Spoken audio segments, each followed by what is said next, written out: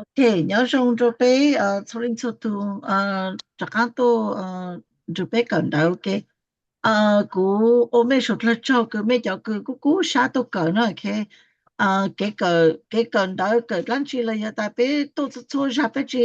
bé chỉ khá lên nó chỉ rồi là cứ bé yên cần tàu rong lô ha cờ tàu một tàu kết lô ha nữa nè chị rong xa rồi rong xa ở châu rồi cho cứ very dedicated chạy tàu ta ở châu rong xa rồi cho cứ cú cú xa ở nữ yên cho châu xa hình okay so ở mấy số là châu mấy tô cờ当了工这样的有没找啥都可以没有包也有走就是呢。Okay, so me pun yo kanta last time pe cờ tu lan che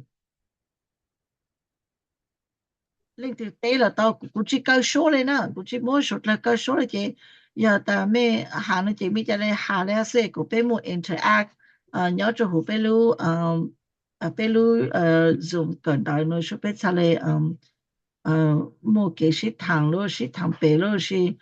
hà lu sĩ tế sĩ nu tế họ hai số bé trả lời bé trả lời bao. Okay, so last time bé cờ tu lan chị. Dạ là sẽ biết cái số pronoun nào. Okay, pronouns nè nếu muốn biết cho họ pronouns. Nếu mua plau họ Okay, có bộ hạt tao tại chỗ pronouns gì lắm chị.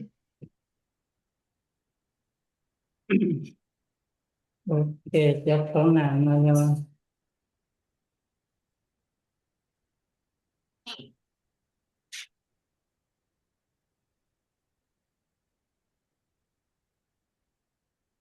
cho pronoun này giờ từ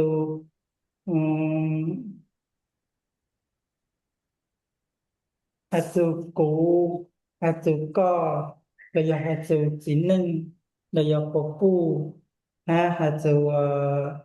ý dạng ý từ cha là giờ ý dạng lát sửa hạt từ cười tại tua vì này hạt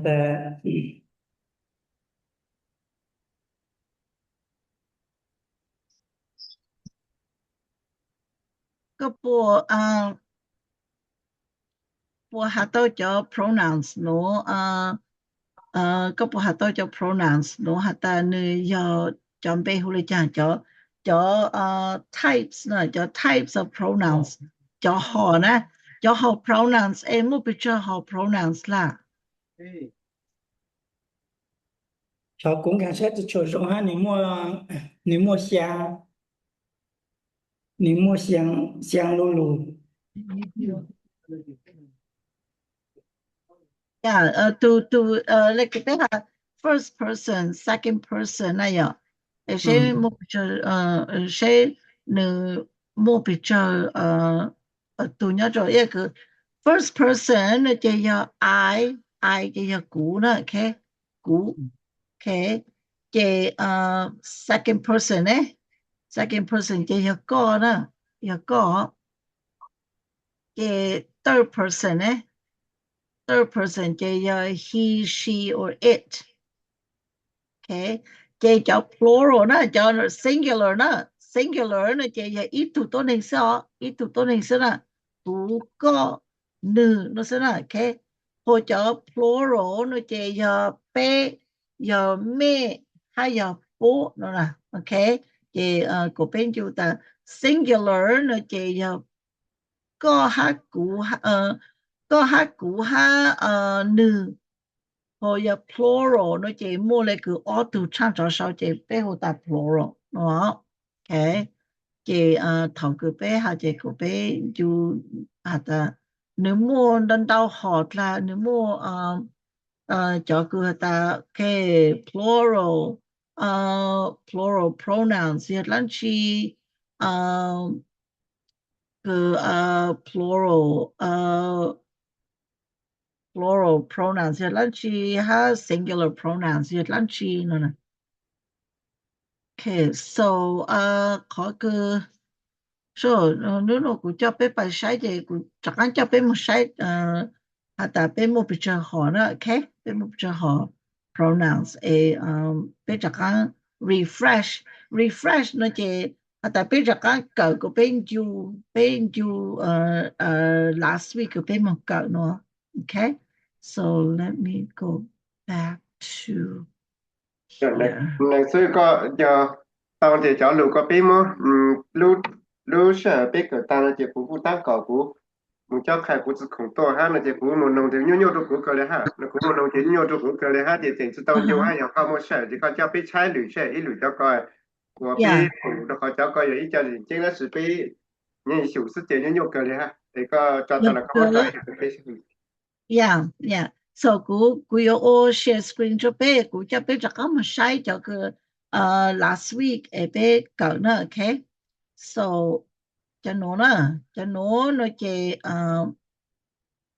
pronouns okay pronouns จะรู้ last week จะไป搞 pronouns จะ pronouns นะจะไป摸下可以用语的I นะจะ要 the first person the first person จะ要 I นะI 呢就要多零色要古多零色或要打么这种动作古那是么二零做少了呢那是么一零就古呢就要二零这背后打 we okay we no นะ okay we 这I 呢就要古很搞笑这no就要 first person 啊First person 那个 you have to you to king okay so no your first person 这 to second person 呢 to second person 那个要个这要多零色 you okay you 这you 个要打咩呢 the do you on day 那个要 to singular 这要个呢 okay 个 okay 这我说let me put it this way. Okay, we saw that singular, yeah. Singular. Okay, singular pronouns. 那个胡诺啦，这 first person 啦 okay? First person 那个要来弄啦 First person 这要来弄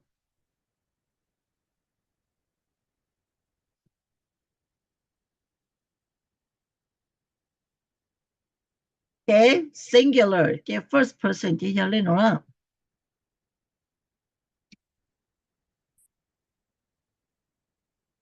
这古叫的 plural 那这要那个二零做少啊 OK 二零做少了那这要来弄了 singular 和 plural 那这你找 singular 那这要一度多零色这才了的 singular OK singular 弄了 singular pronouns plural 那这要二零做少了那这要 plural OK 这first person 做 singular 那这要 I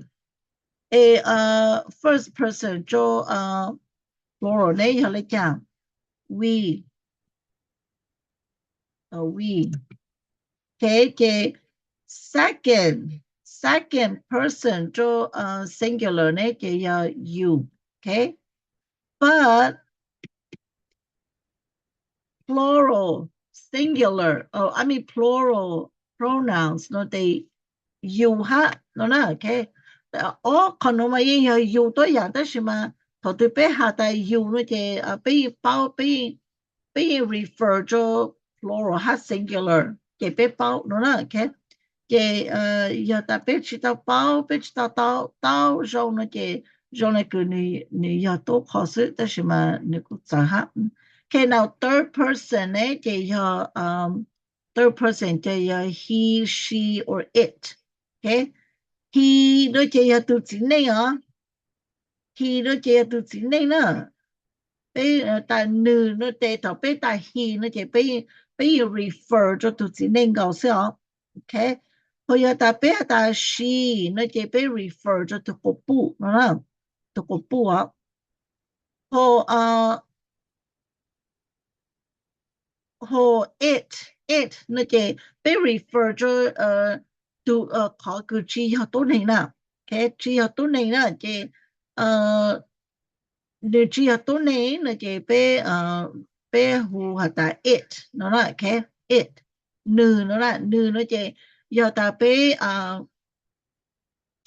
对家对都是了对家对都是嘞 sometimes 被个下搭 she or he 做叫家个被包下搭要一度可不了一度之内做叫家那就被嘛嘞 she he she 但是嘛 he she 那么 mainly 被 she 做多年是了 OK 做多年是 it 那么被 she 做对兄弟动对往对接对孔是呢他家那 OK 也要搭被包下搭都家了要一度字就是一度個本來就家呢就被胡的被嘛咧胡的 she 就是 he 要被去包呢就被胡的 it okay 也就那要 singular pronouns 也就 plural 呢就被打 they 波呢就 plural 呢就要最終就plural 呢就要最終就no okay 我來no說錯okay plural 就要最終就no to singular 呢就要一度no是啦 okay 就個被剛下領導就當初就叫 pronouns 就要 I, you, he, she, it, you, we, they. Okay, 就你 include 當初叫 singular 和叫 plural 一就好啦。Okay, 咪半間寫咗。Okay. 但這個寫嘅下句呢，下句 stop 句呢，句出嚟這呢 ，okay。冇比較好，冇比較 how many types, okay, how many types of pronouns. 比如胡下達冇比較好 pronouns 呢。叫 pronouns 喏呢你冇 subject pronoun. Subject pronouns 要你講了喏。你對本就卡的 subject pronouns 呢才嚟講。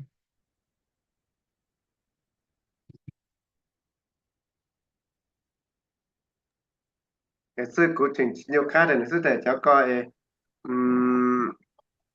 nhớ ý cho cứ xây đi con cho mà yếu gì sự tới giờ biết xây mà nhiều cái hết đấy đi chừng nhiều cái cho có đấy dù cái ít lại tao chỉ nó cá lại dù tao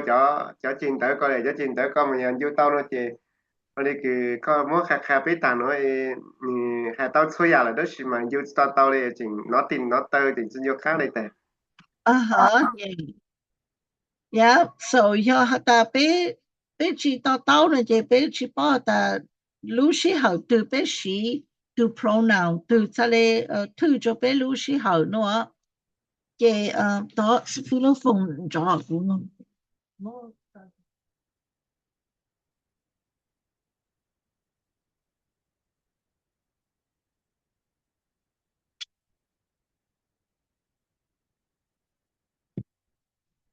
Okay, so 要搭被去包呢就被人去包下搭被是路西好对这里对喏那就被人去包下搭頭個被是被有是做路西好對這裡要被這裡是可以 pronouns 佢要做路解好喏做路西好喏嘅要下搭個to subject pronouns 喏嘅你下搭一樣那個要搭個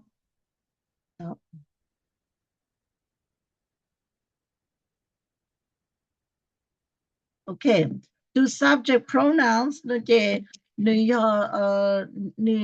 考个的考个被 focus 那被 focus 的 focus 就股 okay subject pronoun 那这你要一考一路一考就被 focus 做那这要考subject 那 subject pronouns 那 OK 这no 被出来是的 I you he she it we you they OK 这考 subject pronouns 那这被的 I go to school 古蒙跟到 I go to the store 古蒙大拉那是古蒙说什么讲讲古蒙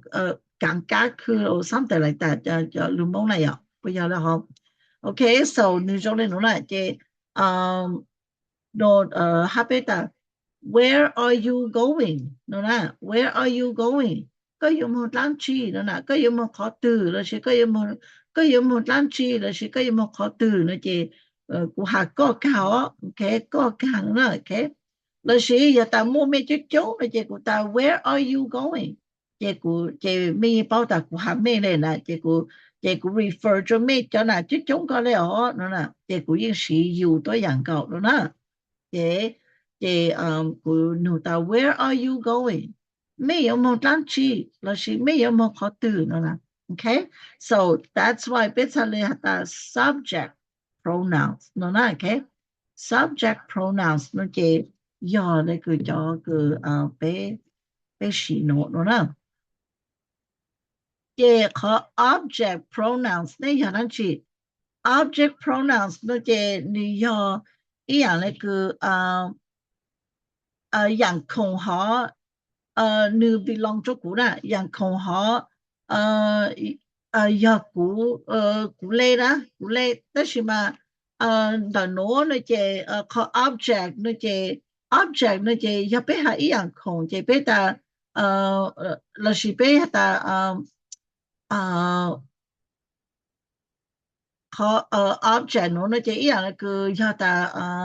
ว่าแต่กูก็มุจกูโน้นนะเจ give it to me นะเจme นะเจอย่าขอ object หรอ okay give it to me นั่นน่ะเจme นะเจอย่ากูล่ะนั่นน่ะ okay I will give it to you กูมาเลยมุจก็นั่นน่ะแล้วสิกูยมุจก็นั่นน่ะเจก็อย่าขอ object ล่ะนั่นน่ะ okay เจobject pronouns ล่ะ okay เจobject pronouns นั่นเจอย่า me you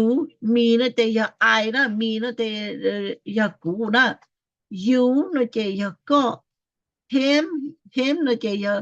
นึ但是อย่าตุจิเน่งนะโอเคตุจิเน่งอ่ะ her นะเจอย่า her โอเคกูตั้งแต่กูโอ้โนช่วยไปสับปะ me นะเจอย่ากูนะโอเคเจนะโนนะเจthe no นะเจอย่า you นะเจอย่าก็โอเค it belongs to you นี่อย่าก็เล่นะนี่อย่าก็เล่โอเคเจthe no เจอย่า him give it to him มุจนึนะมุจนึอย่าไปตามมุจนึอย่าไปตาม him นะเจไปหากาตาตู him ได้เจอย่าตุจิเน่งเนาะตูนึเฮาเจอย่าตุจิเน่งเลยนะโอเคเจ้าของ him เจอย่าตุจิเน่งเนาะ her no เจไปตา her necklace นึจูเชยจิตลังน่ะนึจูเชยจิตลังนะเจไปยิง refer แต่ยอตุกปูเลยนะโอเค her okay เจ it is green นึจ้วนน่ะนึจ้วน it is red นึยาสีลาแล้วสินึลานั่นน่ะนึลา okay นึเจกูตา it breaks down นึเจ break okay break นึเจno ไปหัดit breaks down นึเจนึปูแล้วสินึปงนึเตนึเจนึเจไปจีฮาอีตุต้นไหนน่ะอย่าอีอย่างของน่ะ okay เจไปทะเลหูตา it okay it okay 这要打被去补，还打我被去包的都加都加的要一度 male 和 female 呢，要一度字了是一度补呢，要被去包呢就被打 it 呢，okay it okay 这要打no 被还打it is huge 那代表到你路行了你路行也代表 it is huge it okay it 要你但是嘛要你要一样空 okay 这还有 us 那就要 plural okay plural 的被呢 okay it belongs to us 要被嘞呢你要被嘞呢 it belongs to us okay us 要被嘞 okay so จะโน้ยจะ object pronouns ก็แม่ okay you นะจะเขาอยู่นะจะอย่าแม่นะเขาอยู่ต่อโน้นะจะอย่าก็นะ okay จะ头对ไปหาyou นะจะไป包หาแต่ไป refer จะอีเล่งแล้วอ้อเล่งแล้ว okay จะ them นะจะอย่า they them นะจะอย่า they them นะจะอย่าโป้นะโป้นะ show them the money ข้าพุทธจะญาติจ้านะ okay ข้าพุทธญาติโอข้าพุทธญาติจ้า them นะจะอย่า they นะ them ฮะ they นะจะอย่าตัวจอ但是嘛 they นะจะขอ they นะจะอย่าตัวsubject pronouns หรอจะตัว them who know นะจะอย่า object pronouns okay okay ไม่ปุ่นข้างซ้ายจะ object pronouns ไม่ปุ่นข้างซ้ายขอ object pronouns no okay จะไปไม่ข้างซ้ายจะไป move on นะ okay move on to this one okay จะกันหนูเนี่ยกันหนู要到 possessive adjective possessive adjective 那个呢啊 possessive pronouns 那个呢一样用一样但是呢一样走上 how we say how we put it together how เขาก็ไปหา呢走了讲了 okay so กู有บ่呢叫做叫做 emphasize 但你เขา走了讲了เขา possessive adjective pronouns 那个呢来了 my house กูรู้เจแล้วนะ okay กูรู้เจ my house my daughter กูตุนชาย my son กูตุตู้ okay เจก็ตุกปูก็ตุนชาย your daughter your wife ก็ตุกปูนึตุกปู okay นึตุกปู his wife okay her teacher นึตุสิฟุคันดานึตุสิฟุคันดานะ okay her teacher it's นึจะไปมูใช้โจนะจะกูเลกูตั้งกูหา it's นึจะ要加要这样空 okay 要一样空了只要多内了 okay his and her 那就要多内啊 it's 那就要一样空了是加那变成 it's 这our house 被录J our house okay our house 被录J 呢 your desk ก็รู้จงใช้ดาวนะ your desk ก็รู้จงใช้ดาว your okay so เท่ากับไปหาลูโนจะไปหาอุนเด这可闹嘛你都讲呢给被这个就闹呢 OK 可闹嘛你都讲这可 pronouns 有就没问题呢 OK rồi lại cứ bên cho lùm mông mà bên hạt chọc của nè nó sẽ là lùm mấy cái hạt chọc của chỉ bảo là cho có bên ta my red shirt okay mấy cái hạt my red shirt cú lú lá cho nó nè cú lú lá cho nó sẽ cú lú cho cho nó nè cú lú cho xỉn cho cú lú lùm mông chế bên ta cú lú cho xỉ lá nó nè cú lú cho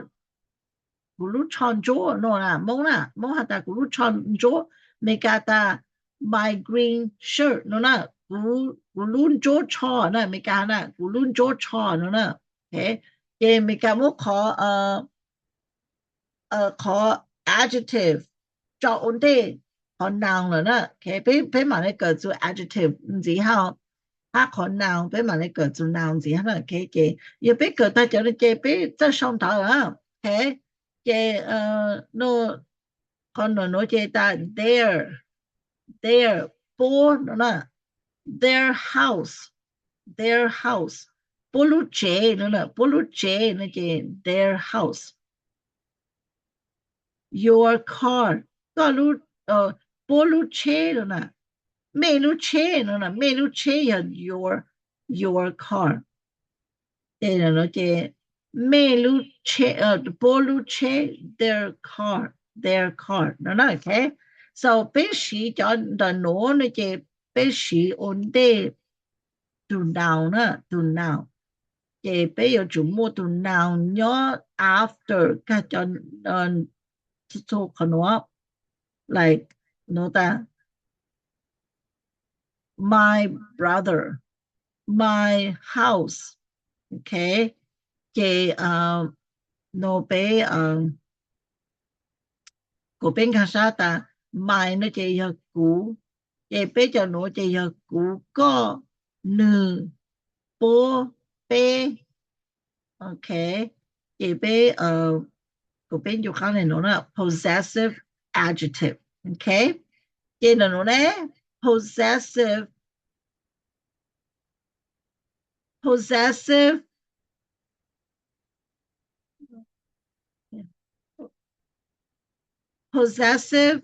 pronoun okay 这mon chỉ trong này các số nó hát ta yo 但是嘛你是早下了 okay các hồ số nó mà có有主模 noun 做噶了讲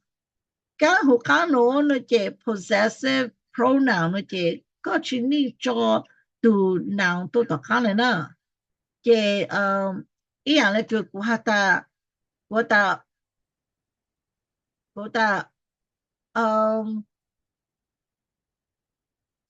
của tu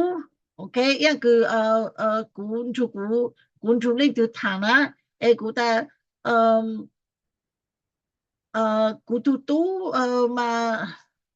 cũng mới không có ý nhiều gì sao cho cái tao okay so ya ý là cái bé sĩ thằng hạt từ mình nhiều sai TV lo đồ pin sai TV pin tôn game thì họ sẽ là cái của hạt ta cái sĩ thằng cái nó tu tốt này cái cuốn chú thằng cái người ta của cho mình nhiều mà sai TV sự chỉ sai đó lên nó để của bao ta hạt từ mình nhiều nè cái của tên này cái của chỉ hạt ta của cho mình nhiều là trong tối dạng nè của cho người ta của cho là trong tối dạng đó nè của cho là trong tối dạng đó nè cái của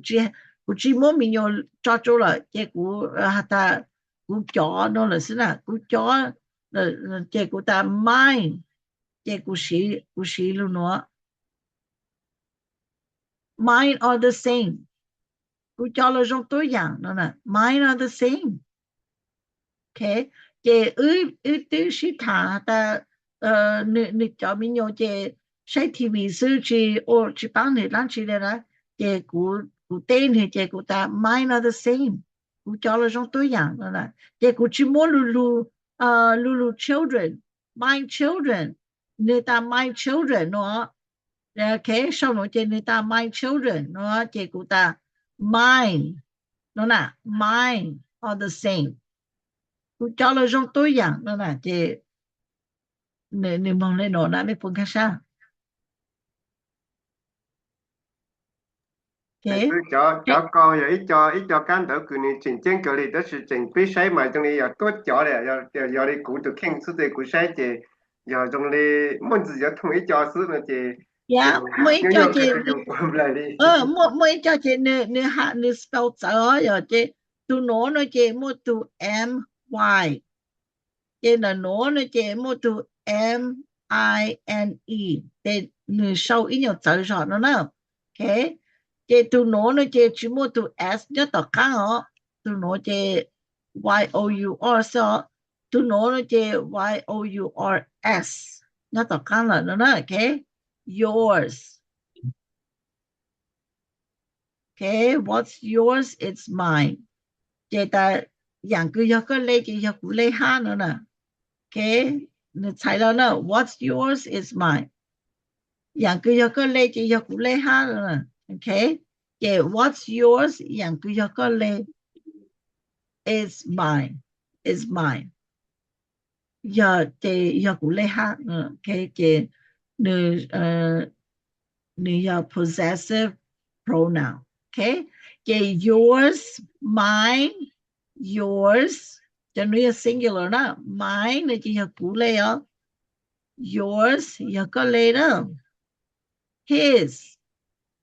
nó chỉ trong tối dạng là cứ possessive adjective trong nó ha okay chỉ his tối dạng đó okay chỉ hers dạng là cứ của ta hers is better nữ lê trong clô nó nè là chỉ nữ lê căng clô nó nè okay chị cũng sau ta hers nó nè hers một tu s nhất tất cả họ okay để tu sau nó chị cũng có sĩ nó chị cũng ta her food is better her recipe is better nữ khó giống mà căng clô là chỉ trong clô nè chị hú nó chị bây giờ là ta nữ lê nó là nè nữ lê căng clô nữ lê trong clô là nó nè chị cũng chỉ ta nữ lê trong mà căng clô nhá hú căng nó cũng chỉ sĩ nữ khó giống mà cũng cho là ta nữ lê căng clô là chỉ nữ lê trong clô là nó nè okay chị là nó chị it's okay it's nó chị nữ possessive pronoun cho ý dạng khổng đó okay okay chị hours nó chị bê lê nó okay bê lê hồi yours nó chị mê lê nó mê lê theirs nó chị bô lê nó okay bô lê nó bô lê okay so mấy phần khác sát cho nó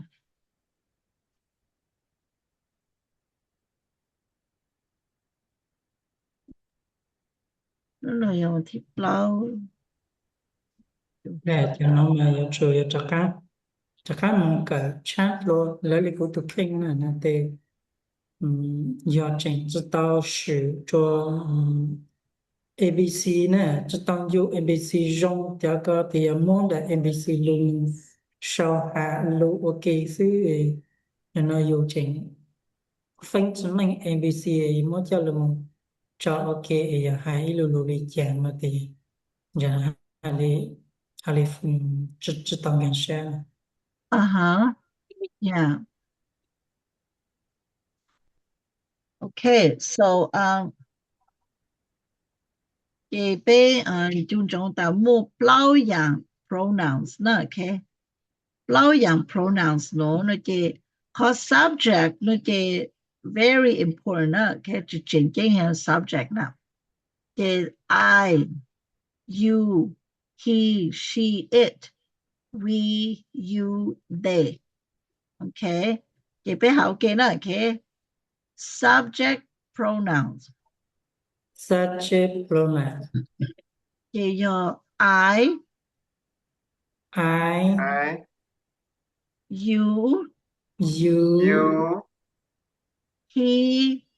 he she she it it we we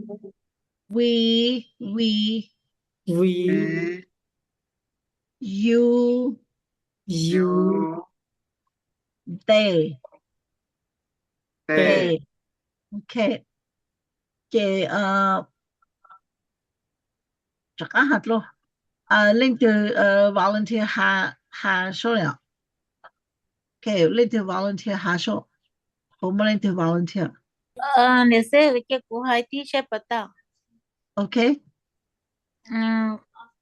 古係嗰啲咯ก็หา subject pronoun subject pronoun I you he she it we you they okay so ถ้าคือไปหา we นะจะไป we นั่นแหละ we we okay yeah 我就讲到下知道 we 那这篇 we 那那这让就要读 we 了但是这读 we 那要 we okay จะกูจังให้ชิตาลาจะไรกันเลยนะ we 那那 we okay okay object pronoun right object pronouns okay object pronoun okay 这你就好下 object pronoun 说 okay object pronouns 你就好 volunteer 下 object pronoun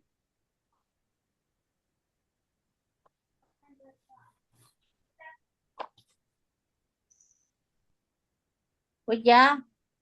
而且娘在去嘛你在到 very 个就娘个你就下路说个路说着说在那去出了 okay so 你就 volunteer 下 object pronouns 我还是那是什么 okay 我不知道怎么解释object pronoun me you him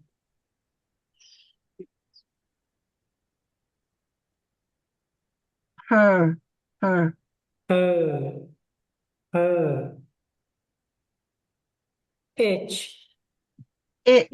it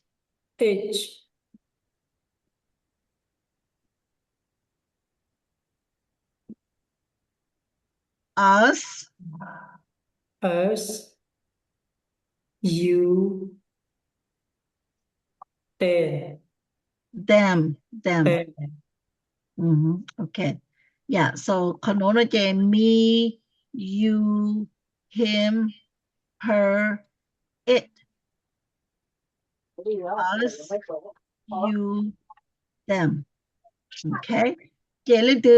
volunteer have possessive adjective show okay เลย do volunteer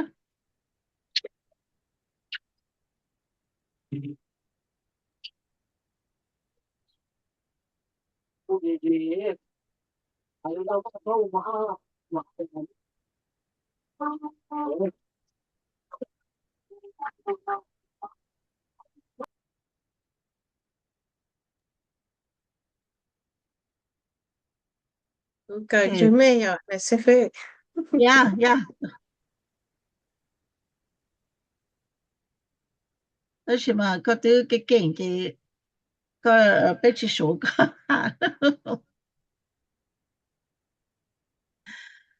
那是什么我还是 okay 被动了被动个是得是真还呢只是真还得是外还呢 yeah ไป到หาเรื่องทะเล Okay, so possessive adjective 嘅有 no more. Okay, Present adjective they had them my your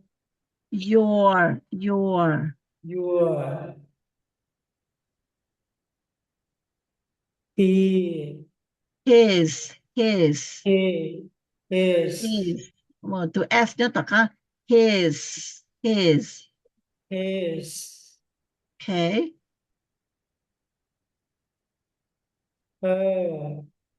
hers no her 全部 to S ต่อค่ะ her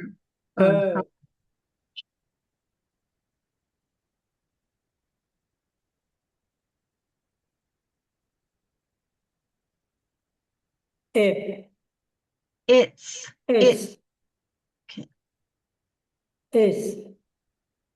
okay our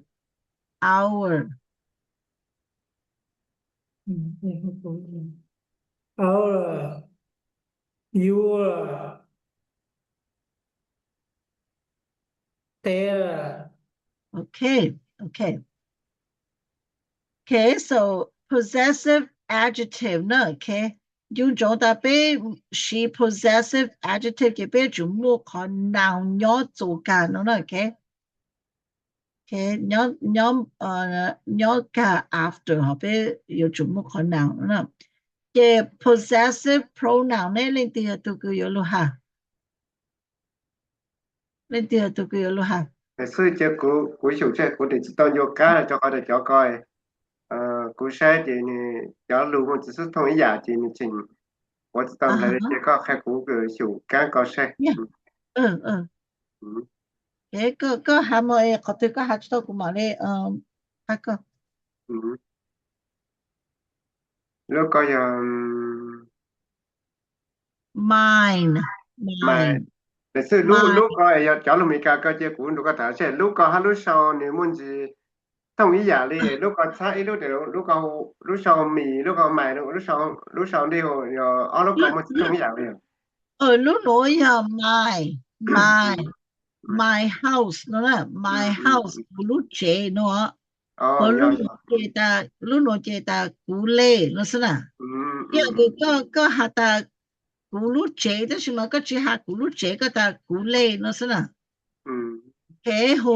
ขอสอนหนูเจอย่ากูนั่นสิกูแต่ใช่มั้ยหนูจะอย่า subject แค่ subject มากูมองตาล่ะ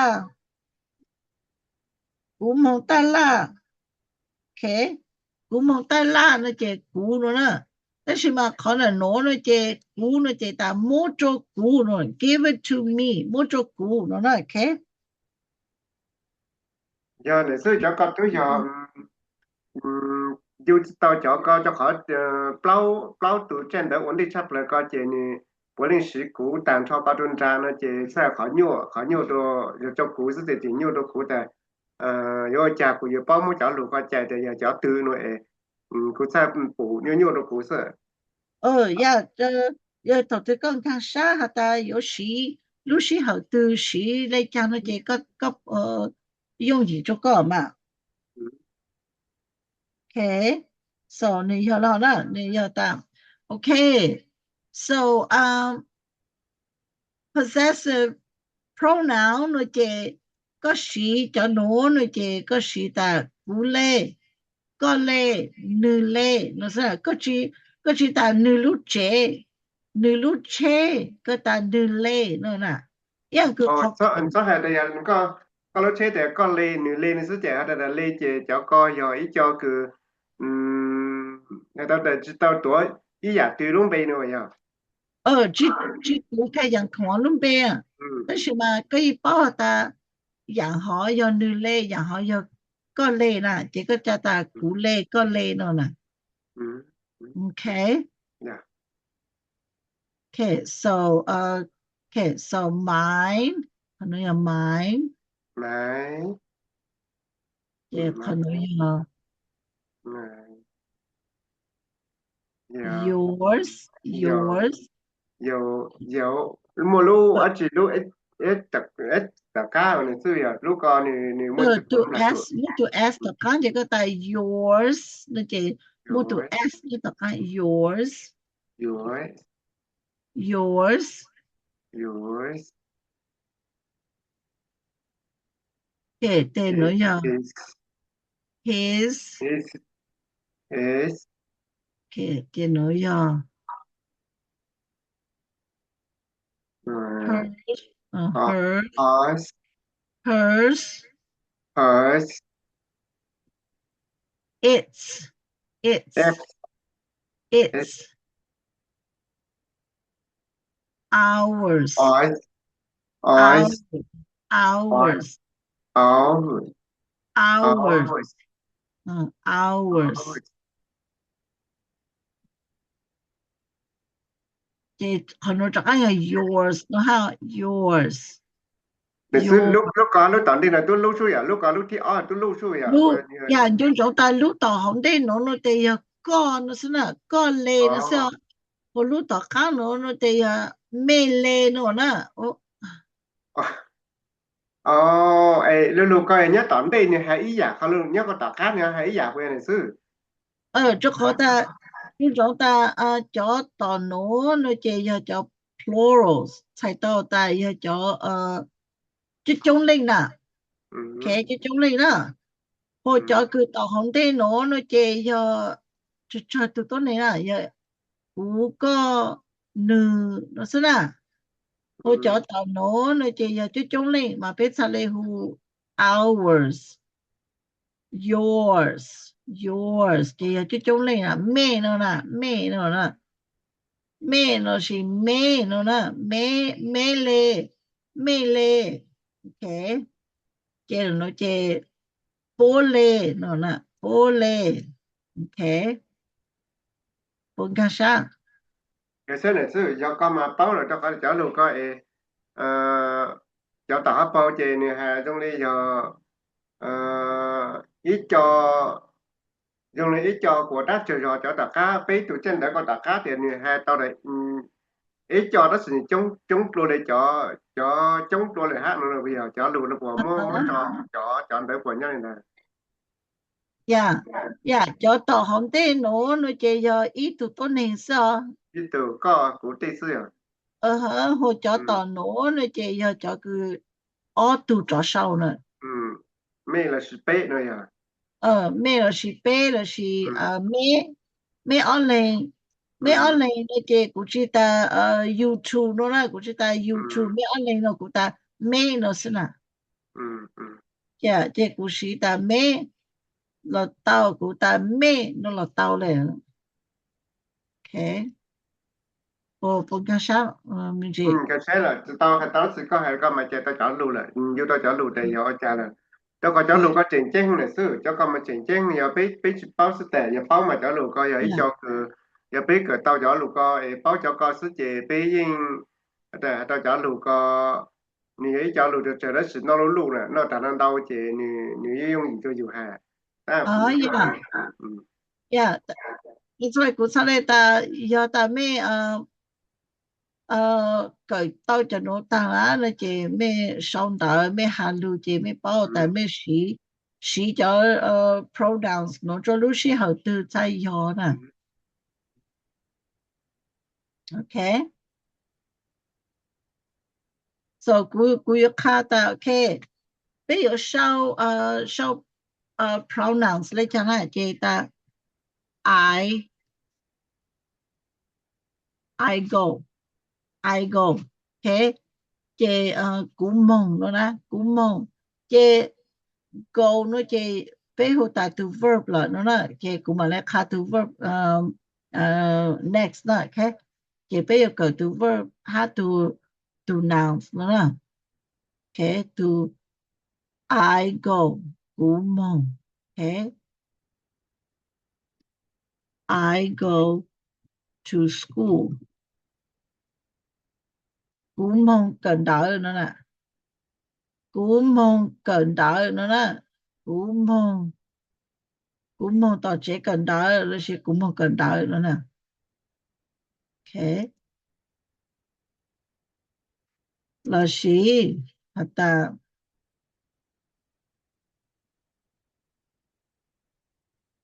러시 하다 I make cupcakes. 제 구 러시 bake. Let's do bake. Bake should make shut up. I bake cupcakes. Okay.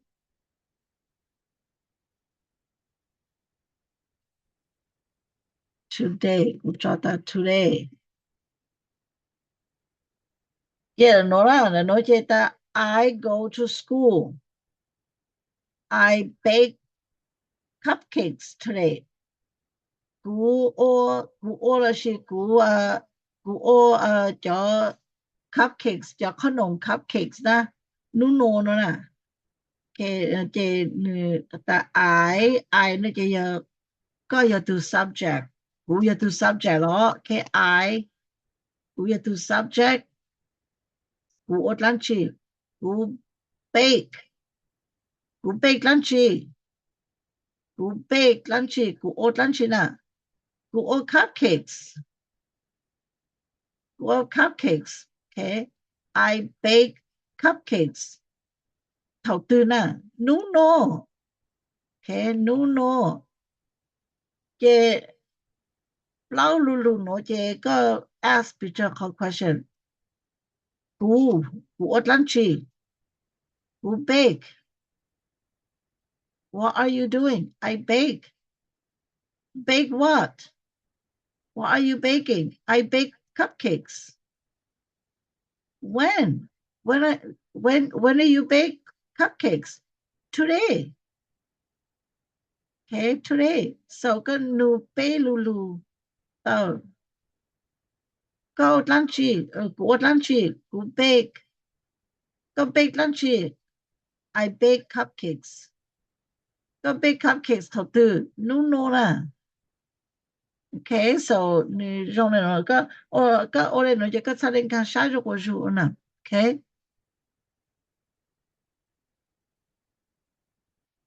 Okay ไม่ปนกันช้าเจไปถามจู I เนาะ Okay ถามจู I เนาะเจ I หมดจอ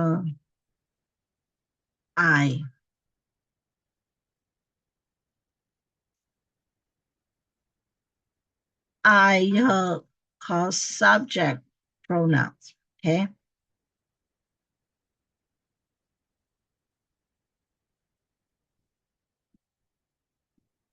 Subject pronoun.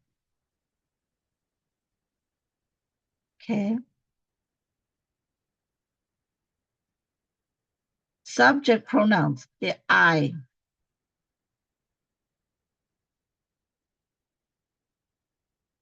Guyo hata. Okay.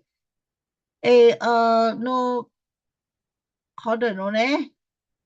Call subject pronouns. Gushi I.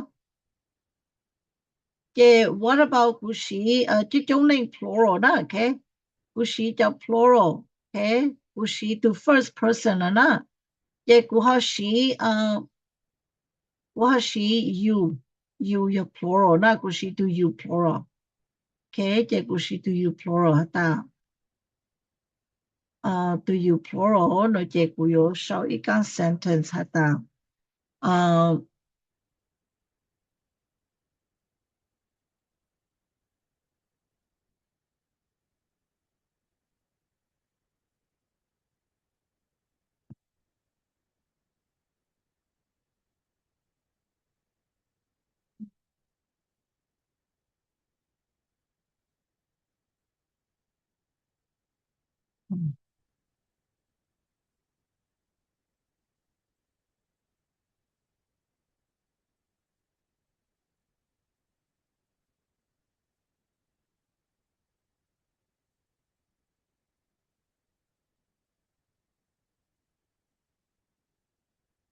Okay, so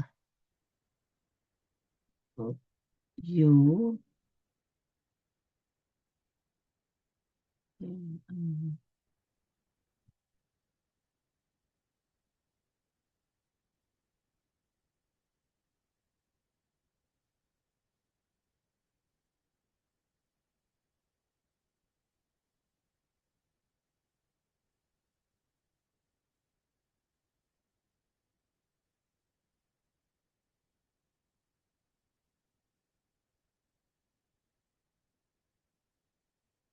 Okay, กูshow you very very simple sentences. กูไป讲啥子呢 okay? 讲的呢กู话 You are a great teacher. Yeah. ก็有一度师傅看到荣幸了呢 You are a great teacher. ก็有 you okay you 就有個 subject 了呢 okay ก็有 you 啊ก็有 you 的you are a great teacher. Okay ก็有一度師傅看到榮幸老師不曉得咩了呢 okay you are great teachers. You are okay 結果做得咩咯呢 okay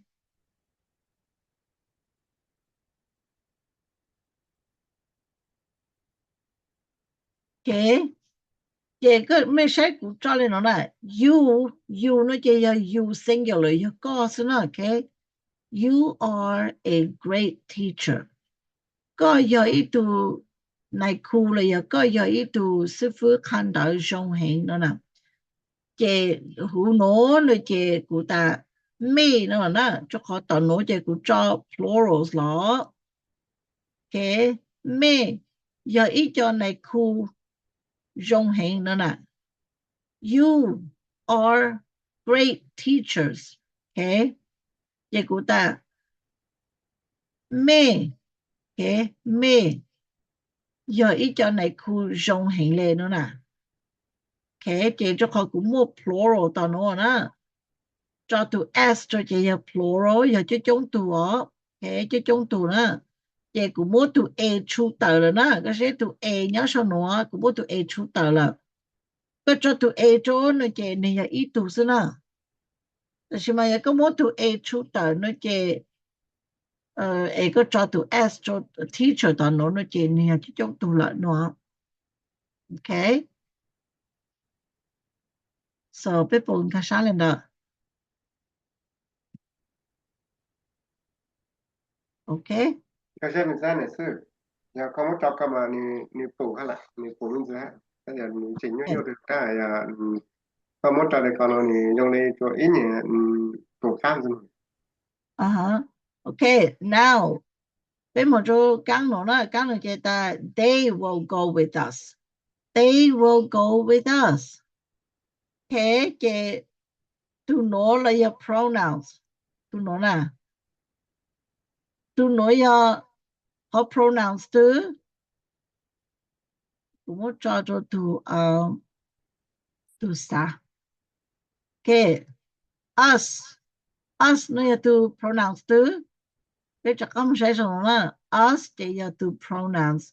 object okay object 这呢这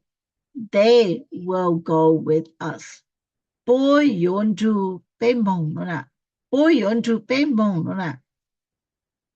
okay 不用就被蒙了 with 那件就被了就被蒙了不用就被蒙这蒙那件 go 了呢 okay will 那件有蒙了呢有蒙有没猜我了蒙那个那件不用蒙就被了呢不用蒙就被 OK 这古只包大杯路蒙诶不用蒙住杯了不用住杯蒙啦古只包可能啦但是嘛他咧侬来要当咧啦 OK 这杯是咧侬啦这 they 这要 the subject pronouns OK 这 us 那这 object pronouns OK 不用住咧对蒙住杯蒙侬啦 OK 住杯 Who are they going with? With us. Yeah, with us. Okay, so bé nụ lên nụ tàu. Bố yun chú lên từ mông. Chú bé mông. Who are they going with? They will go with us. Okay? Okay, bông khá xa. Giờ mấy chuyện khá xa chê. Mấy tàu ta, okay. Hà lý chăng lờ, nơi cũng xa lê chắc cả explain cho nó, okay? Giờ ta mấy chuyện hà lý chê cũng sai tàu ta mấy khá xa cho tù lọ. Okay? 你 So, 个的考的伊也咧讲个写的是嘛考的 you are a great teacher 那个要一度就nhớ được họ nhớ được họ subject pronoun vậy à Yeah, you are a great teacher. Nó chê you nó chê your subject nữa. Okay. họ de you are great teachers nó chê nhớ đâu Subject plural. Subject pronouns subject pronoun okay plural no plural. Okay. subject Yeah. plural Subject. For subject nó chê dùng cho you and you. Okay. Okay, so nghe sao rồi? Okay. So, yo hata pe hata kuyo mo cho khó cửa ta subject. Let's do object. No, okay. Object pronouns. Object pronouns. Yeah.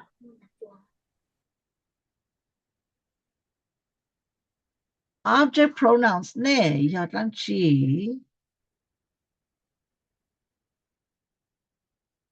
object pronouns nó chè nè ý là cái me, giờ bây giờ ta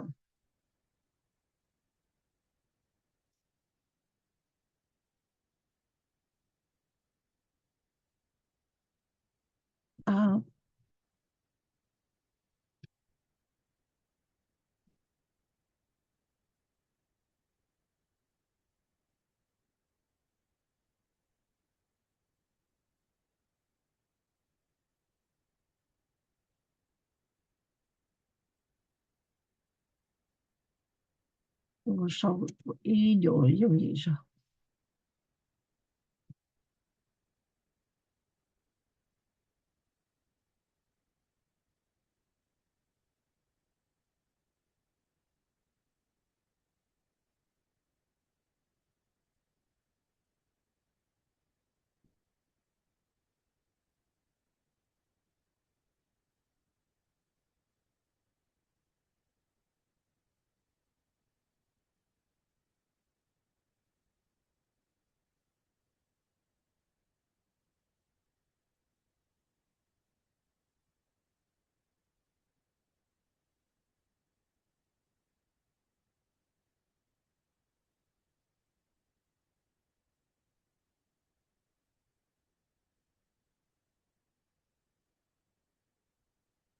OK。我稍微可以用也说明出来干啥的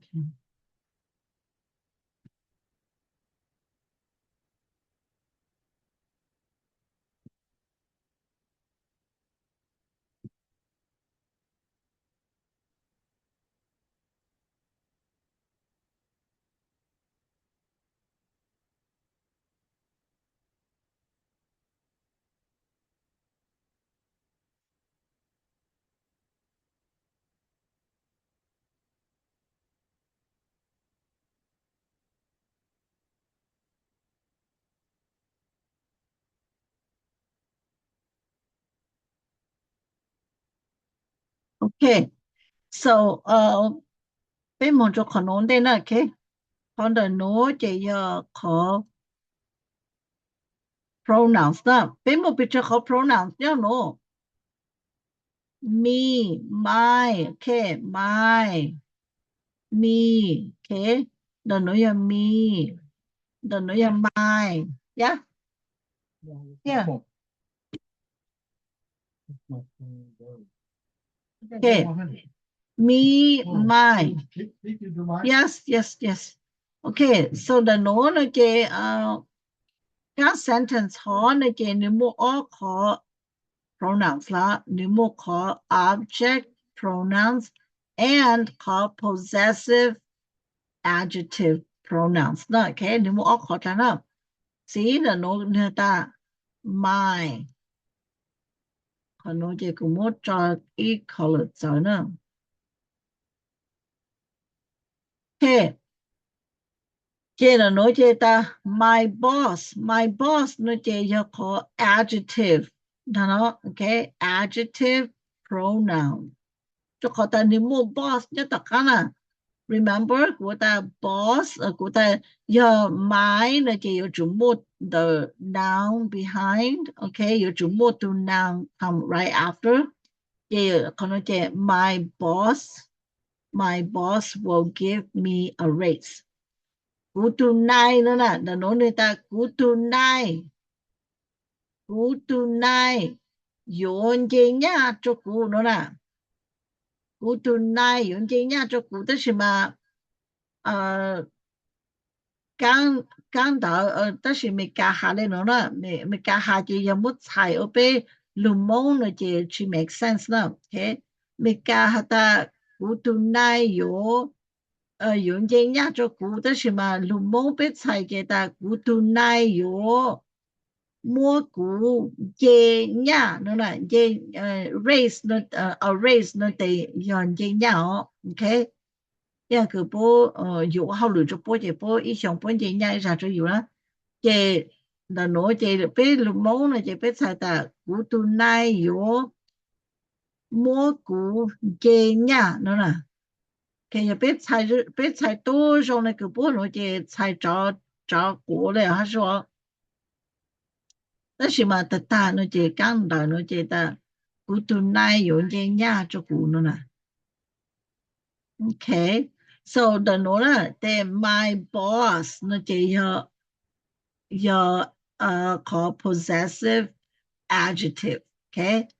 possessive adjective when it's a more my boss เนี่ยจอนะ okay my boss จะขอนิโมตูmy boss นะเจนิโมthe noun นิโมขอ noun ย่อ after my นะเจชาเลยาpossessive adjective they me ตโนเจยา object pronouns แล้วนะ me okay my boss will give me a raise okay so อีกคนสิฮะตา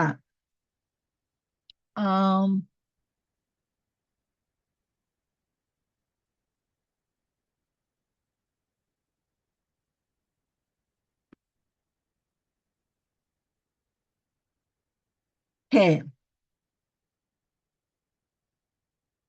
the noเจตา her โนเจยา object pronouns okay her เจยา object pronouns but give your book to her มัวก็พองดาวจนถึงน่ะ your book โนเจyour adjective possessive adjective หรอเจน的โนนะ possessive adjective ตัวอย่างก่อนนะ okay yeah my boss your book okay ไม่เข้าใจขอกูหาว่า my boss your book มัวก็พองดาวจนถึงน่ะ her 那这个不啊 okay give your book to her. Mua có phong đại cho nữ. Mua lăng chi cho nữ có phong đại mà. Mua có phong đại cho nữ. Mua lăng chi cho nữ có phong đại.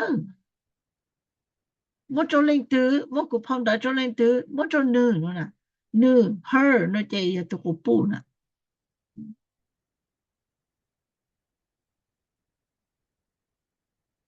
Okay. Chế bế, chế nà nô, chế yo, pro or possessive. Draw that.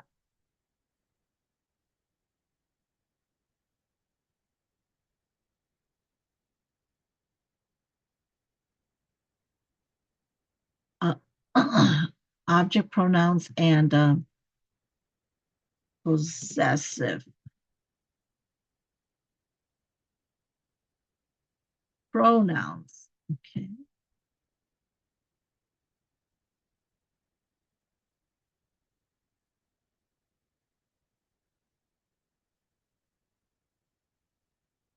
Okay.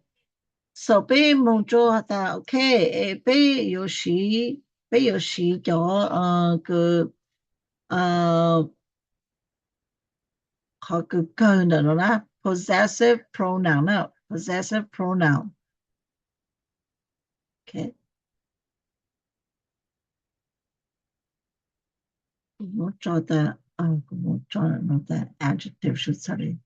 去 confuse 别人 OK.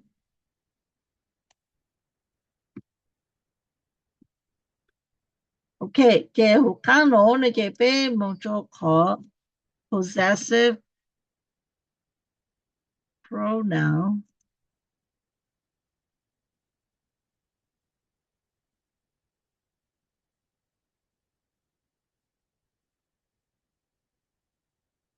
Okay. Possessive pronouns name 要当去 mine, yours, hers, okay, theirs, okay. So 古时的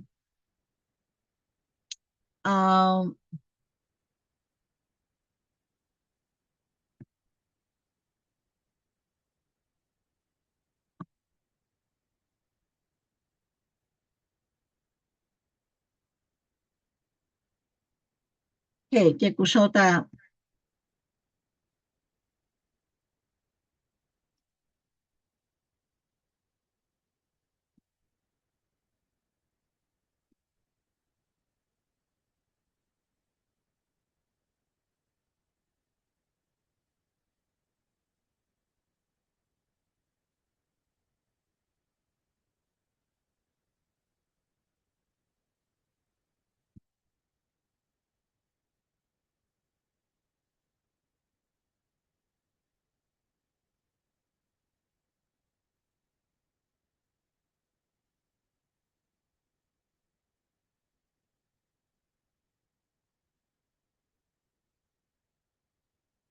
okay.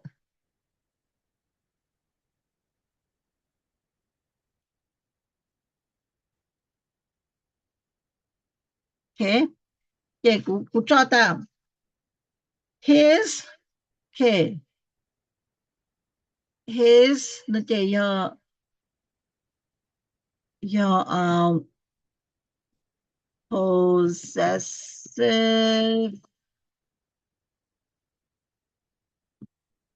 possessive adjective.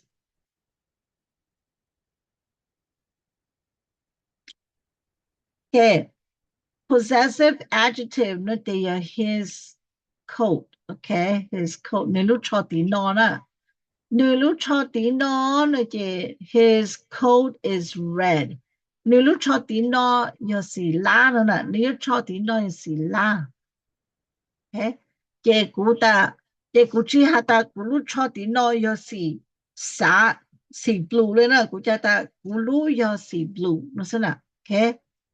Kule yosi blue. No sana. Okay? So mine is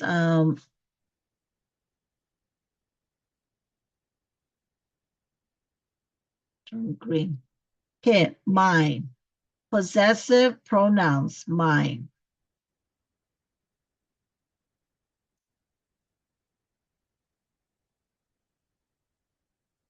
Okay, so ไม่ปนคชาขโนตา His coat is red. นลูชอติโนยอสิลานะลชินลูชอติโนนยอสิลานะนลูชอติโนยลานะยอสิลานะเกกูหัตตากูเลยอสิสาโอกูเลยmine is blue. Okay, mine is blue. Okay, ไม่ปนคชาขโนไม่ปนต่อขอ difference ขอใจอยู่เลยจ้ะ也是被自动嘅使用就個人嘅自動嘛被包較少要被包較少嘛就個使用就被是係要被包較佢呢做把大家叫被個啲少個大家差就補上啦要較少被就知道較少個啦這被唔得個啦被知道到個就較難的較難路呢少個大了現在個較幾係路較幾少係路嚟使用嘅有主要被包少個大使要被包大嘅現在個被唔係路知道一點係的呀叫少挪呢这股看咩啊但要被有时呢被有时来讲喏给被有时来讲喏 okay so 可挪呢这要可 possessive adjective 这要做么路to now no more after no 呢嘛差嘞时到喏 okay 或者挪呢这个去找 to now 到看喏个去到My coat นู่นเลยนะก็ชีตา my coat is blue ก็ตา mine is blue นู่นสินะกูเลยสีสากูเลยสี blue นู่นสินะโอเค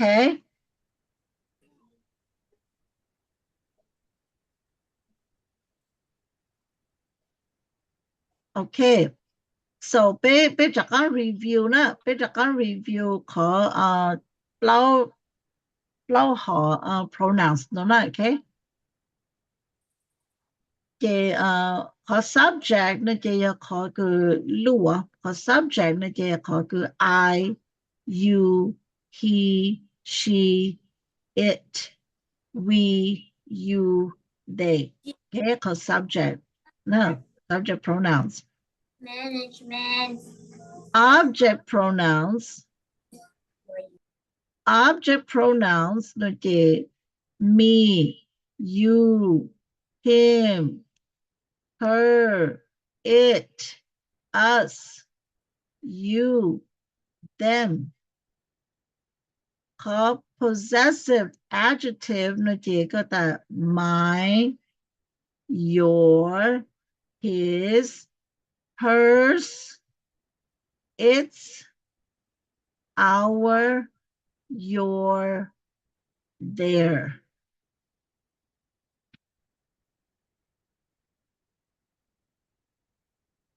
possessive pronoun นะเจก็แต่ mine yours his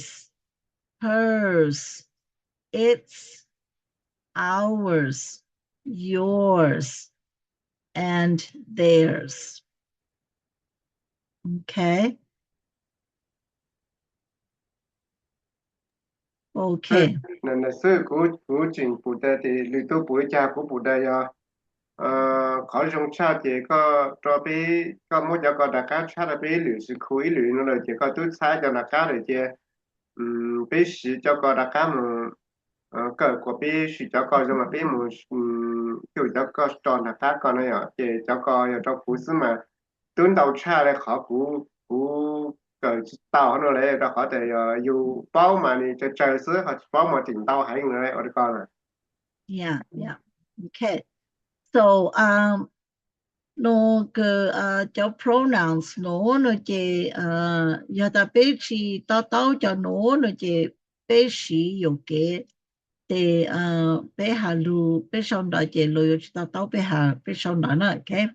但是嘛要到对被到了那这被下要路时候要你要你开车了那这都能有到被到被下上去了呢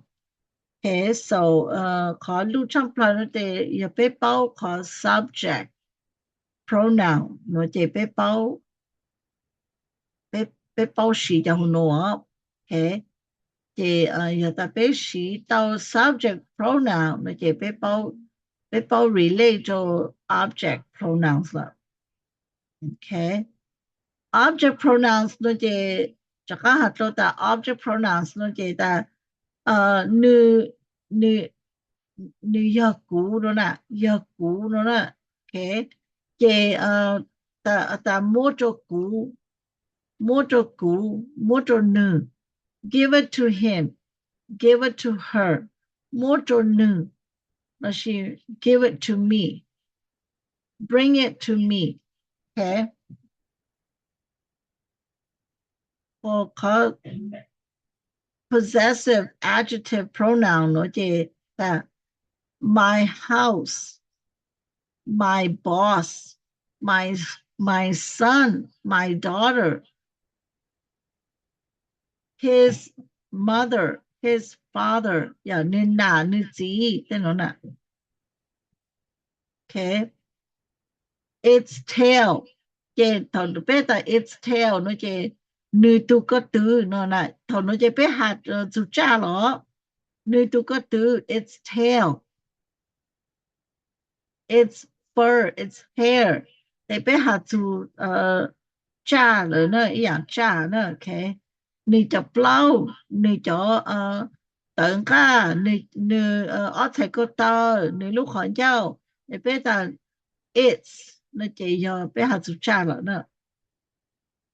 Okay. Cái possessive pronoun nó chỉ dùng cho ta bé chỉ hạ khẩu noun做的了bé ta vũ lê là dùng đối dạng câu có lê dùng đối dạng câu nữa là okay. Mong tao bé lúc chế come to ours, okay. Come to ours, go to yours. Mong cho có lúc chế nè, chỉ biết chỉ hà lúc chế thì biết ta mong cho có lê nữa nè, mong cho có lê nữa chỉ xài tao ta biết mong tao có lúc chế sư, biết mong tao mê lúc chế sư, you know.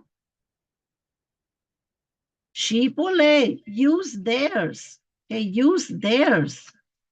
okay, use theirs, okay. Chỉ biết ta giờ cụ ta she bố lê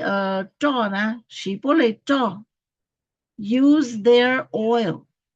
use their oil, use their oil. Nó chỉ là khó sâu nổ nè, okay. Use their oil. Nó chỉ là khó sâu nổ, okay. Chỉ cụ chỉ hả ta use their oil, cụ chỉ ta use theirs. Nó sẽ nè khó nổ nè, chỉ cụ ta use theirs. Nó ta she bố lê, nó sẽ nè. Okay, so chút lần khá xa rồi.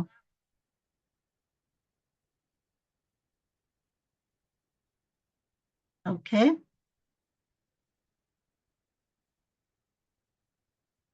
Okay, chỉ là nó chỉ sau đây ta I are to first person á, chỉ I are to singular, first person, chỉ I go to school. I bake cupcakes today. You are a great teacher. Có vậy tụi này khu dông hình. Chỉ là nói chỉ của ta mê đó, cho khỏi ta teachers, nó là plural là nè. Plural ta nói là teachers, chỉ là plural là nè. Chỉ của ta là ta mê là nè. Cái của ta là she, lu, you, as mê là nè. You are great teachers. Mê giờ cho này khu dông hình, mê giờ cho sư phụ khăn đợi dông hình. Okay. Chỉ ta they will go with us. Bố dụng chú bế mong. Là she bố dụng mong chú bế. Nếu chạy tao tôi dạng cầu lên đó. Bố dụng mong chú bế là she bố dụng chú bế mong. Tôi dạng, chạy tôi dạng là hả nào. Okay. Okay, so số là bố mô luôn luôn đáng chị. Ổn đây bế sau.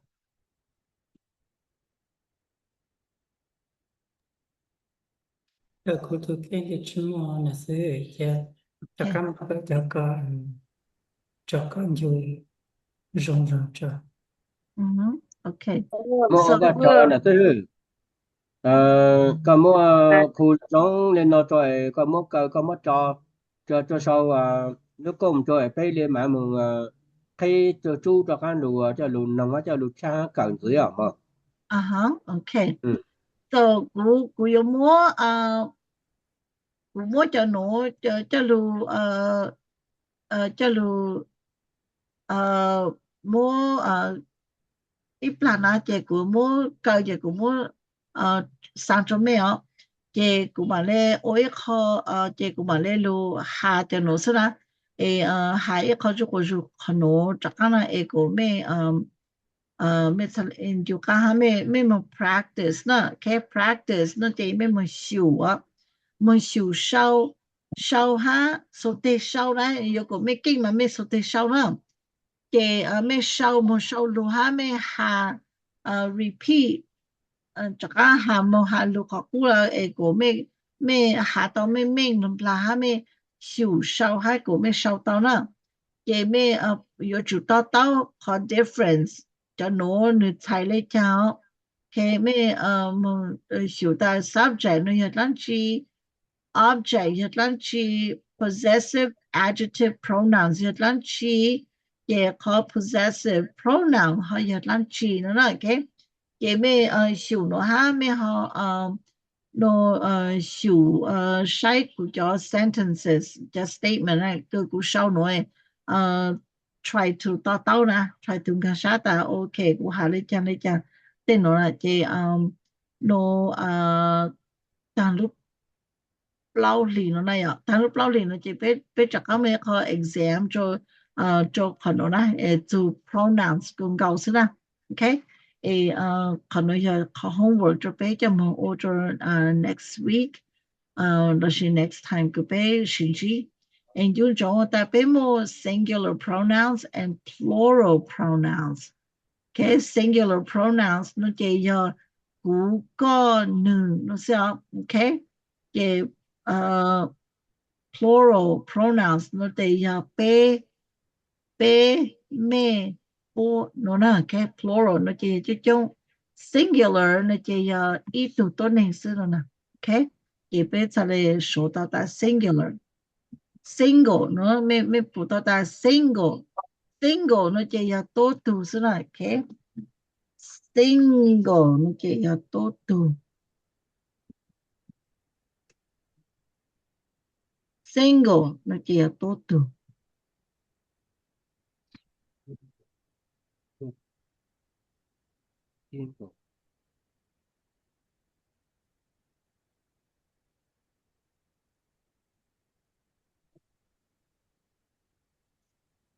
Cô vô nè sư phụ cho biết cỡ nhô đó là ha rồi á chị này cho salad bát sủng có mà nhốt thầu cho biết lên đỡ bò thì salad bát sủng nhốt thầu à ô cái tiêu cởi tôn đợi lo cái tao tôn đợi lo chê cái gì cởi tao đợi mình cả hả mồ đợi mấy cái giờ mà hay nhưng tập tông gì á chị à cho khỏi nhà tôi chỉ tàu ấy cỡ cái ra luôn chị rồi khỏi chỗ cỡ ra nó thì y sẽ chị tôi chỉ tàu bát sủng tàu cho salad họ luôn chị chỉ nhú cỡ liền ê thôi cứ có cởi đợi lo tới thời sai bố nhớ cho cơ mà cô nhớ ha cô nhớ chị hình bảo cho nó số à ê cho thôi khỏi cho cứ nó biết không Wala thôi ba cứ ta ka biết mo thời ko tu sai ele thôi nyul cứ biết thời sai ô ý ăn chỉ là gì nhớ này nữa ok thời sai biết ô ý ăn chỉ là gì nhớ tăng này ọ但是嘛，jo要别上课，别上课了，就别要做招沙课哈，别要做那个话考录的，别操卡嘞，别做招沙课了，就别用课到是了，dem la thế ko ku giờ de ko là này thế sa jo ron 啊 da 哈，mo la ka sa jo ko jon da me ka na ma cha pu chin kan sa jong leo 才到大个路去鸟侬了，ya ma ke se ya ko ki lao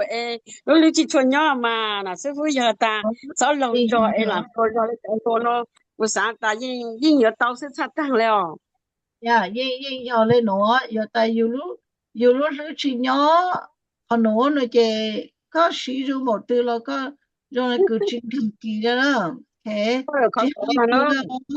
là chỉ hai từ lên nữa nhưng trong khó khó tối rồi giờ rồi lúc lúc có hai có một chơi mà giờ ta có lứa lứa nhỏ từ nó chỉ có nhỏ có cỡ tao sai lô đó bữa sau tao bên nó cũng yên khá ha ta chỉ cũng yên khá tao khó cái hai ta cũng lúc phải chỉ nhớ họ nè là sư ha lúc họ một bên phụ kế chỉ trong để chỉ một sa nè nhà lô giờ tao yêu lứa lứa giờ chủ tao nhỏ họ giờ chủ tao ở đây cái bé lúc mình khai giờ chủ tao mua khó ambition có cú sa hình là rồi khó ambition nó chỉ猜到大估杀hình有主木好怕那样，有主木好怕，有主木好给估杀嘛。个我当时查嘞，我到喏，我要大个人都是这，个人都是个不在个不帮助咯，那是这可能你梦知道哦，OK？但是呢cũng yên sáng ta mấy hai mấy chọn giá luôn mà dùng cái ta tao chọn đợi rồi là đó là mà là lâu rồi chỉ sinh chỉ rồi chỉ có mấy hạt tan chỉ là bắt tan tụi tôi cái hạt tan nó cắt tan na chỉ sao nó họ cắt bây nó giờ cái cơ họ họ chỉ giờ có lú có lú cái lúc sáng chỉ sáng cho họ đó cái lúc sáng thế sao cái lúc sáng你去 focus 你cái lúc ban lưới là 你去 focus cho họ 你sáng cho lưới养了呢 so that's why 你才来我做个金刚机嘞喏 cái sáng đó khó cái yêu tôi kể lâu chắc có cái tan thì chắc có tới bài tập số em sẽ chỉ tao chỉ nên để phải sáng để phải chỉ nhỏ họ lấy cái hà mồ có họ sao có sáng thì có mà cái mấy sáng số chỉ có có đi đầu ý dạng mà có sao sáng mà hành gia ta cỡ cỡ từ nung nó trên hai hai đôi bị to là ý sao cũng mà giờ Well, nó cái chi nhánh được chân tới cũng như cơ mà cũng quá ha cũng khá sáng rồi ta mới chờ sau đó cho là bắt xong thì cũng như khá sáng rồi là đó là mà sáng ta thì nó cá ta ta thì nó cá ta thì nó cá hạt ta yêu lâu ta mà nói cái ta sao yêu bữa tao rồi xí này chỉ phi sáng chỉ yung sáng thì chỉ nhỏ họ lấy cái nào sư phụ à nữa dạ cái lúc sáng có chủ nhỏ nữa mà cái sao lại có ai cái ya từ lúc lên lâu lầu nữa ha tôi kể một máu thì sư bảo sau hai đứa bao cũ nữa mà cũ giờ ít từ sang đi cho bạn chủ họ được ban giáo sư Indo nó sẽ để của mình qua để cứ cho họ ta có yếu chủ tao cho protein nữa có thoát thôi đi giờ có chuyện thoát cho họ lựa nó để có những lọt họ từ ýตัวkia ó để có yếu hai có tu chữ của chữ sự tạm một nó cóตัวlên nó sẽ cũng một thời gian thôi chán cho cho luôn đểอยู่tôi khen ngay dạng tôiอยู่เก่าเต้าแต่เก่าได้ใช่ไหมเดี๋ยวถ้าต้องมา cứ สั่ง sáng กัน nhà ต่อ có hả cứ sáng nhà con có hả cho phở cho luôn bởi vì ta ở còn nói sẽ ta xin mà cũng mới sáng ta yêu lâu ấy sao cỡ to sao phụ to xí thì vì sáng yêu tôi kiến là nu mà thì ถ้าสั่ง chỉ เล่น chỉ ได้ mình ta chỉ nó họ lên na ถ้าก็เอา sáng หม ta ดรู้สึกว่าแต่ไอ้สุดเลยพอเล่นมันน้องยังเราไอ้เล่นจีอีตุนจัดเราเลยเราจะแต่นู้นนัวรู้สึกจังหันลงมานู้นนัวหาจังย้อนน่ะมั้งนู้นนัวเลยรู้สึกจังหันลงมาหาจังสิตุนั่นน่ะมาอย่างมีเก่าซึนั่นน่ะ dạ cứ sáng là có hạt cũng sáng là giá trị sát cỡ ha ó giờ chỉ sáng là có là cũng chỉ giá trị sát cỡ ha là mà nó na thật thật chứ cho tàu lúa ha xưa là sư phụ ấy làm gì ha呀，就这样，你也要那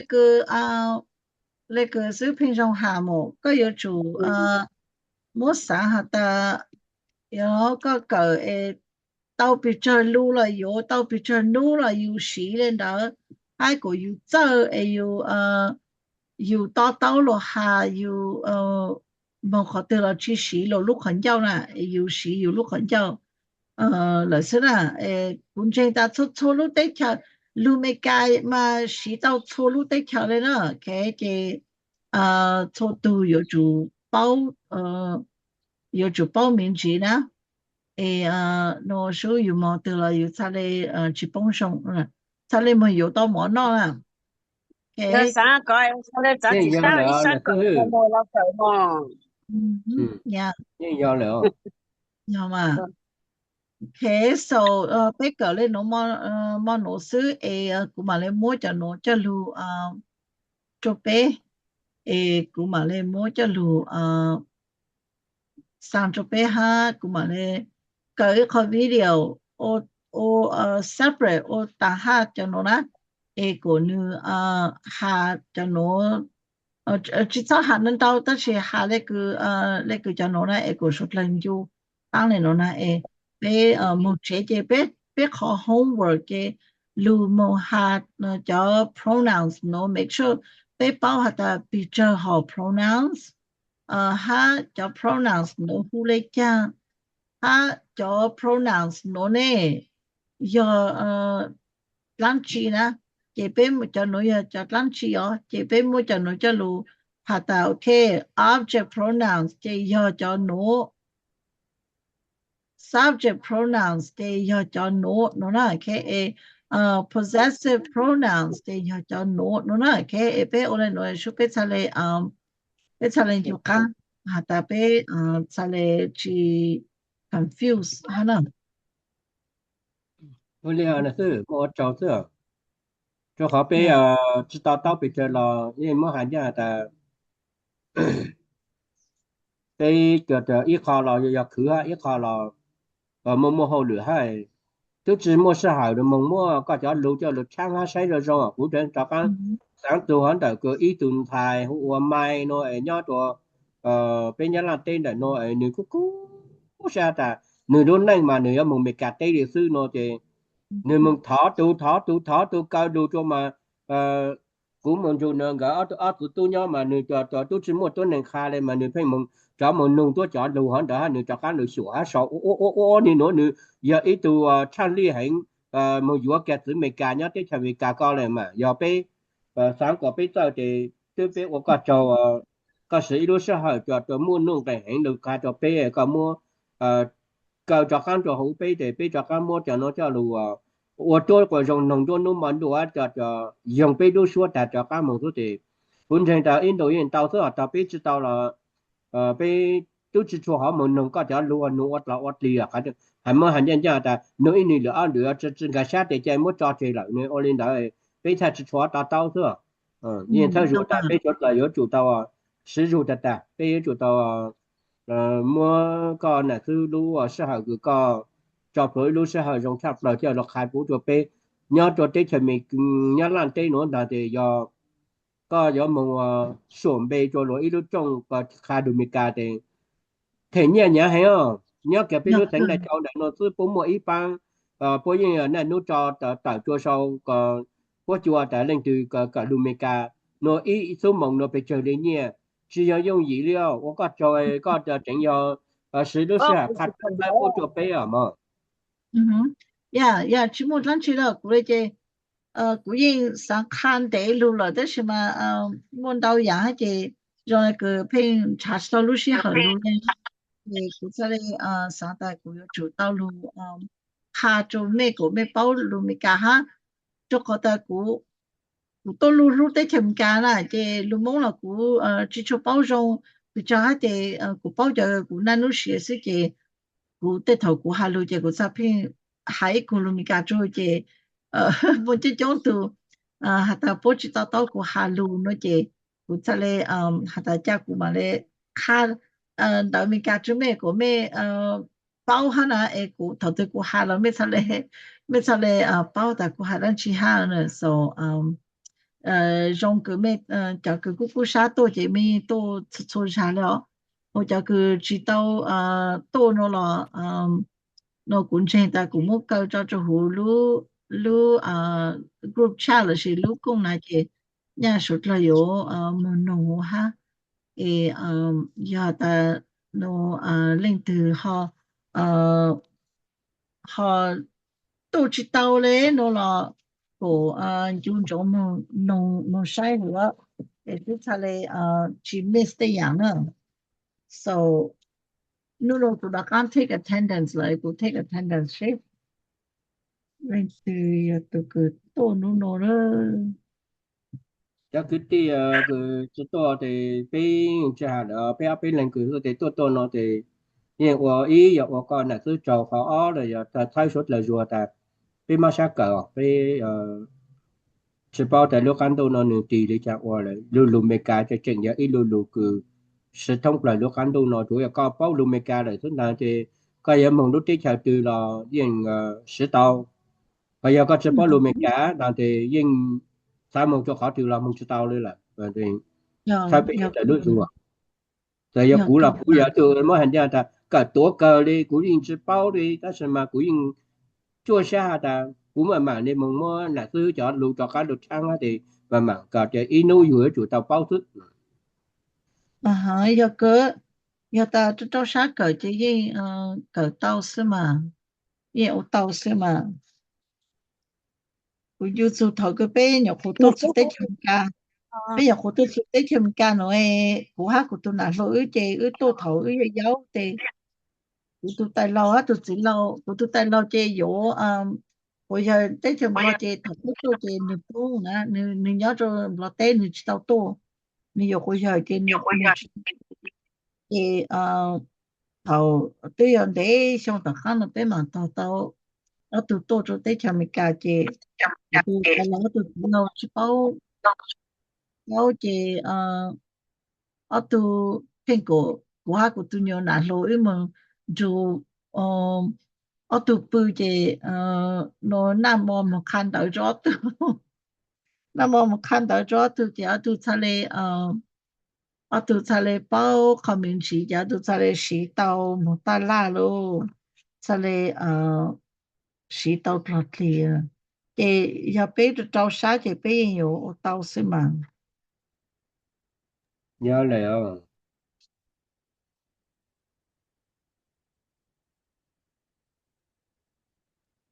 giờ cỡ cuối sáng là có hai mà nó cứ cứ sao lên lâu là cháu chỉ sát cỡ hai mà cuối sáng là nó nôn thì mình nhau tổ sang kì